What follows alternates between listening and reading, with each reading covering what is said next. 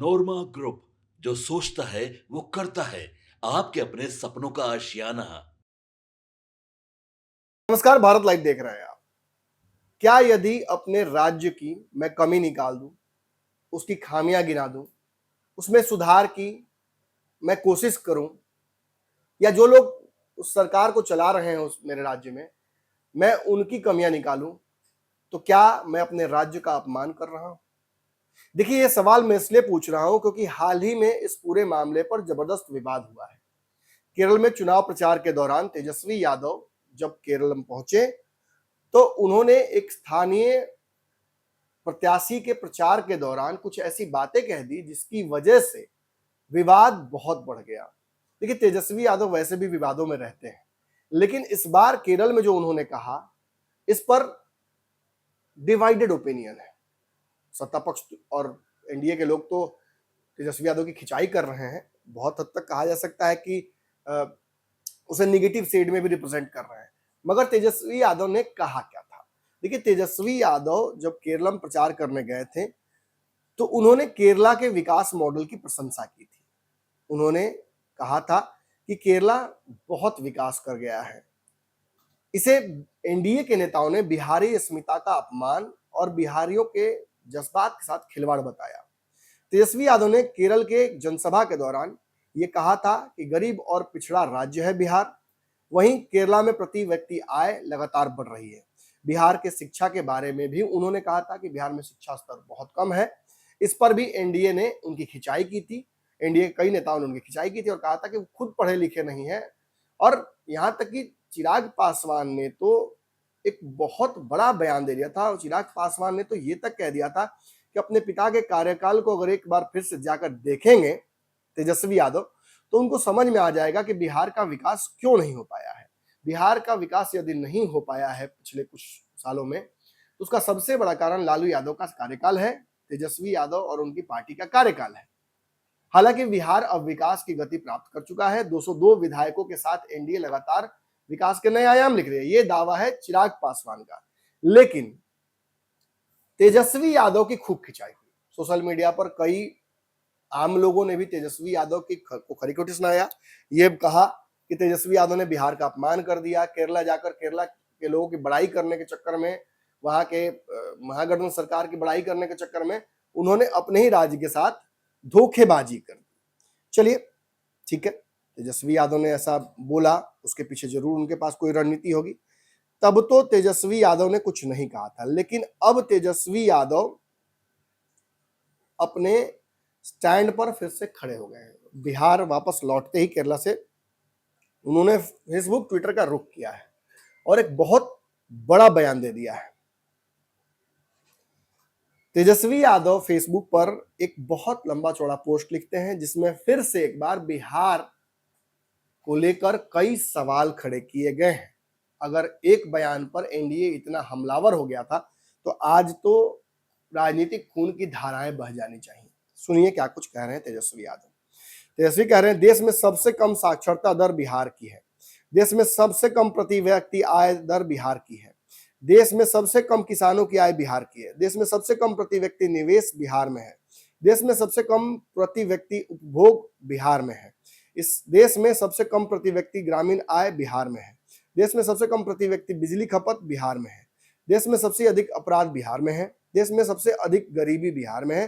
देश में सबसे अधिक पलायन बिहार में है। देश में सबसे अधिक भ्रष्टाचार बिहार में है। देश में सबसे अधिक बेरोजगारी बिहार में है। हिंसक अपराध और अपहरण में बिहार अव्वल पर है। भारत में 50 सबसे प्रदूषित राज्यों में, शहरों में सबसे दूषित बिहार के शहर हैं। देश में सबसे अधिक ग्रामीण युवा बेरोजगारी बिहार में है। सबसे अधिक शहरी बेरोजगारी बिहार में है। सबसे अधिक school drop out rate Bihar में है। सबसे खराब प्यूपिल टीचर रेट बिहार में है। देश में सबसे कम गुणवत्तापूर्ण शिक्षा बिहार में है। प्रति 1 लाख आबादी में सबसे कम कॉलेज बिहार में है। देश में सबसे कम CDR credit deposit report ratio साख जमा अनुपात बिहार का है। केसीसी लोन के अंतर्गत किसानों को देश में सबसे कम कृषि ऋण बिहार में मिलता है। नीति आयोग के सतत विकास के लक्ष्य और विकास के तमाम सूचकांकों में बिहार सबसे नीचे है। देश में सबसे अधिक अंडरवेट कम वजन के बच्चे बिहार में है। देश में सबसे अधिक बच्चे स्टंटेड यानी बौने बिहार में है। देश में सबसे अधिक अनेमिक यानी खून की कमी की पीड़ित महिलाएं बिहार में है। मल्टी डायमेंशनल पॉवर्टी सबसे अधिक बिहार में है। देश में सबसे अधिक डॉक्टरों के पद बिहार में रिक्त हैं, लगभग 58%।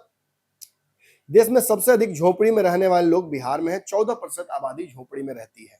आधुनिक सुविधाएं और सेवाओं में देश के सबसे पिछड़े में बिहार है। स्वास्थ्य सेवाओं में सुविधाओं में देश में सबसे पिछड़ा बिहार है। औद्योगिकरण, औद्योगिक विकास, उत्पादन व निवेश में बिहार सबसे फिसड्डी है।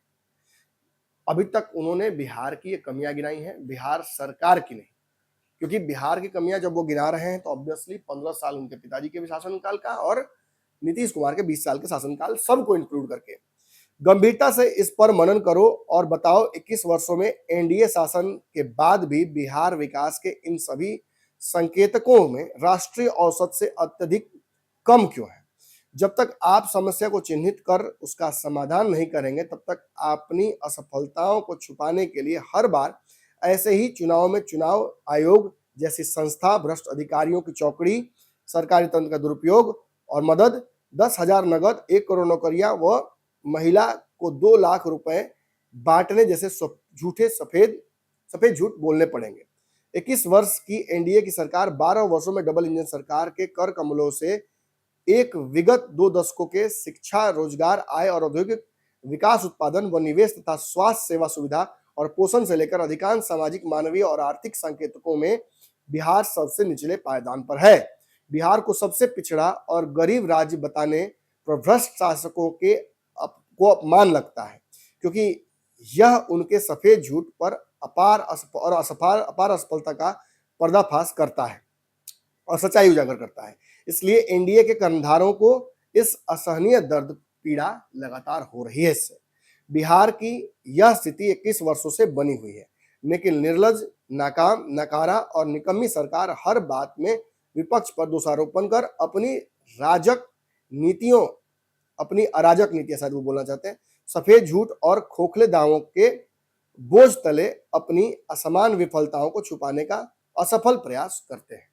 अगर मुख्यमंत्री दो उप मुख्यमंत्री में नैतिक साहस है और योग्यता है तो बिहार की प्रगति व बेहतरीन के लिए इस यथार्थ को सरकार को अपने आंकड़े व तथ्यों में मुझसे जब चाहें, जहां चाहें, जैसे चाहें सार्वजनिक बहस कर सकते हैं। तेजस्वी यादव ने अंतिम पंक्तियों में साफ साफ नीतीश कुमार, दोनों डिप्टी सीएम और बिहार की 21 साल की एनडीए सरकार, जिसमें 15 से 17 और 22 से 24 तक उनका भी योगदान था, उसे सीधे सीधे गिना रहे हैं और केरल की अपनी सभा की तस्वीरें भी लगा रखी हैं, वीडियोस लगा रखे हैं और सीधे सीधे वो कह रहे हैं कि मुझ पर आरोप लगाने से पहले आपको बिहार के बारे में ये आंकड़े पढ़ लेने चाहिए। अगर आईना दिखाना अपराध है तो तेजस्वी अपराधी है। अगर अपने राज्य के कमियों को गिनाना, सूचकांक और जो आंकड़े प्रस्तुत करना जिसमें साफ समझ में आ रहा है कि बिहार फिसड्डी है, अगर इन आंकड़ों को दिखाना गलत है तो भैया तेजस्वी अपराधी हैं, फांसी पर लटका दीजिए। लेकिन कम से कम ये तो समझिए कि बिहार में 21 साल एक गठबंधन की सरकार रही, 4 साल फिर बोरो छोड़कर, तो अगर 18 साल भी आपको मिले हैं तो 18 साल में आपने विकास के कौन से बड़े कारनामे किए हैं जिसके चलते तेजस्वी को आप कटघरे में खड़ा कर रहे हैं। तेजस्वी पर 100 आरोप लगाए जा सकते हैं, लेकिन बिहार का अपमान ये कहकर कि केरला मॉडल बिहार से बेहतर है और वहां की शिक्षा दर बेहतर है, वहां प्रति व्यक्ति आय दर बेहतर है बिहार से, ये कहीं से बिहार का अपमान नहीं है। ये केवल आईना दिखाना और यथार्थ बताना है। आपको क्या लगता है, क्या तेजस्वी ने गलती की है? और जो तेजस्वी आज सवाल पूछ रहे हैं कितना उचित है? कमेंट सेक्शन में आइए अपनी राय दीजिए। धन्यवाद। आपके सपनों को हमने सजाया है, ई होम्स पैनोरमा को हमने बनाया है। ई होम्स मेरा एक सपना था जिसपे मैं पिछले 4 साल से काम कर रहा था। हमने जो बनाया है वो सबने है माना। ई होम्स पैनोरमा में हो आपका भी आशियाना। और फाइनली हमने 2021 में इस प्रोजेक्ट को लॉन्च किया। बहुत लोग अप्रिशिएट कर रहे हैं कि पूर्णिया जैसे शहर में, बिहार के, एक तो बिहार की बात करें उसमें भी पूर्णिया जैसे छोटे जगह में इस तरह का लाइफस्टाइल देना, ये सुन के हम लोगों को बहुत अच्छा लगता है। ई होम्स में हमने कुछ और भी किया है, जैसे हम जिस जगह में रह रहे हैं हमारे फैमिली सिक्योर हो, उनको सिक्योरिटी का ध्यान में रखा है। आपकी सुविधा और सुरक्षा आपके लिए खास है, ये आपका विश्वास है। इसमें आर्टिफिशियल इंटेलिजेंस का 7 लेयर सिक्योरिटी का हमने इस्तेमाल किया है। लस ग्रीन कैंपस को बनाया है। यदि हमारा बाउंड्री वाल है तो वो वर्टिकल गार्डन है।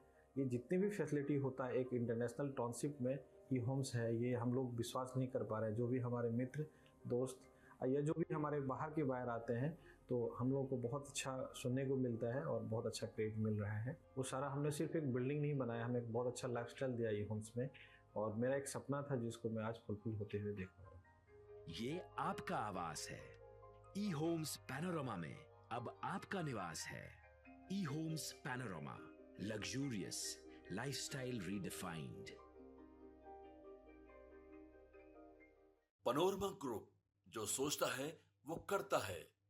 अगर ये वीडियो पसंद आई और वह बिहार के राजनीति और बिहारियत से सरोकार रखेनी तो सब्सक्राइब बटन दबा के चैनल के सब्सक्राइब कर ली।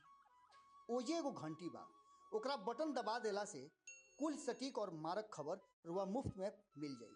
अगर रुआ पत्रकारिता के हमनी के नया प्रयोग में सहयोग कर चाहतानी तो ज्वाइन बटन दबा दी। पेटीएम नंबर नोट कर ली 9386816700।